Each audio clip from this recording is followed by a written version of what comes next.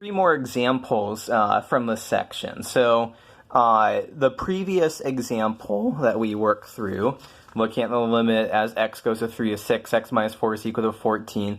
This is a linear function, and linear function is going to be the easiest. So I want to do a linear function, so a very similar example. I want to do a little bit more quickly now that we've seen it once before, so maybe the second time will go a little bit more smoothly. And then I want to do a quadratic function, and I want to do 1 over x. So that's what's coming up. Probably be 3 more videos for those 3 examples. So let's make up another function that we can take the limit of here. Let's say I want to say to you, prove that the limit as x goes to 2 of 7x plus 3 is equal to, let's see, what should that be? That looks like that should be 7 times 2 is 14 plus 3 is 17, using epsilons and deltas. So once again, you might want to pause the video right now and see if you can work it out for yourself.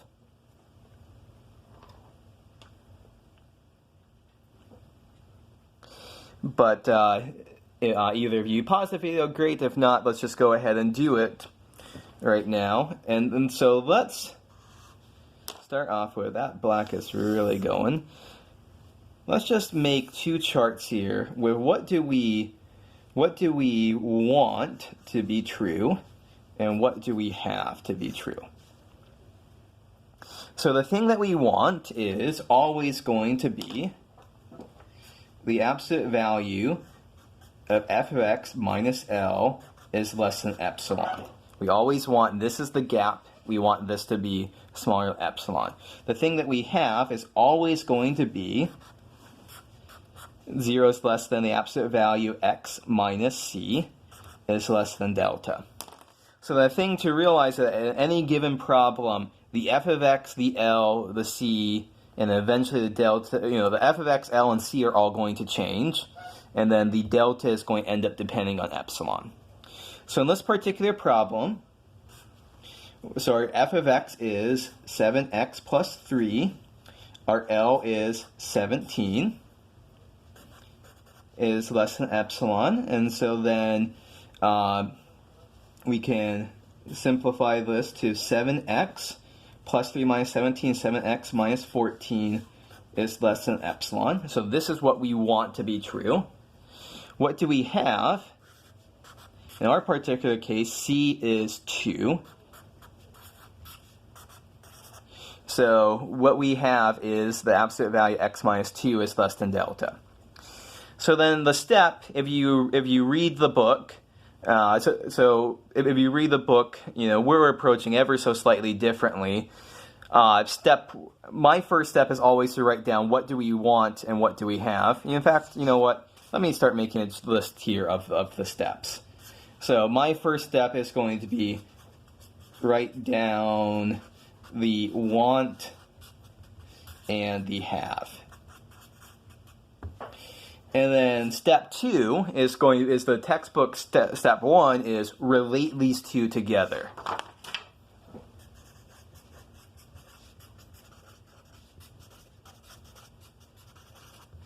So at this point, what we want to do is manipulate this. Well, we got 7x minus 14. We can factor out a 7. 7 times x minus 2 is less than epsilon.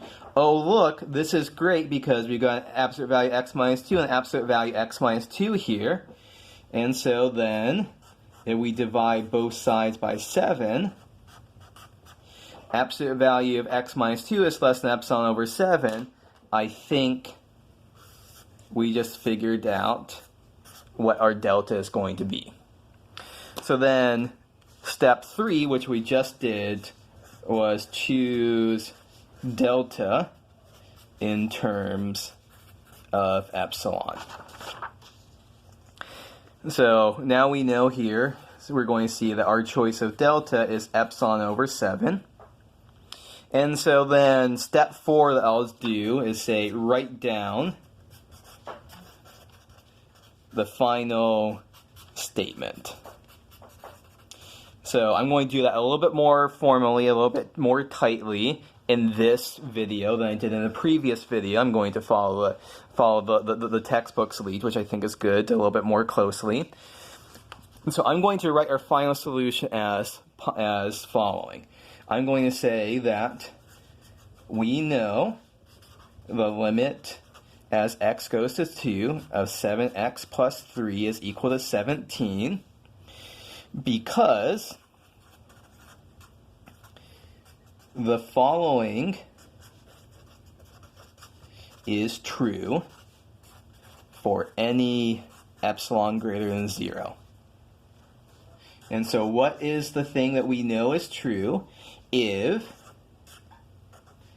the absolute value, here I'm just going to copy this part here, if the absolute value x minus 2 is less than delta,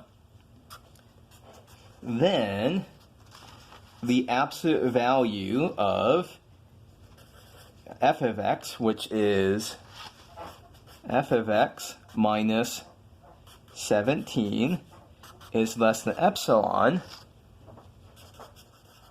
where what is delta equal to? Delta is equal to epsilon over 7. So here's our kind of scratch work, and this will show that everything checks out, and it's good to have a final statement here to say, we know we just proved this limit because the following statement is true for any epsilon greater than 0. If x minus 2, the absolute value of that is less than delta, then the absolute value of fx minus 17, that's the gap, is less than epsilon, where here is the value of delta that we chose. So going back to, let me see if I can find this, which paper is here. The formal definition of the limit here, for every epsilon greater than 0, there is a delta greater than 0 such that if x minus c is less than delta, the gap condition is less than epsilon.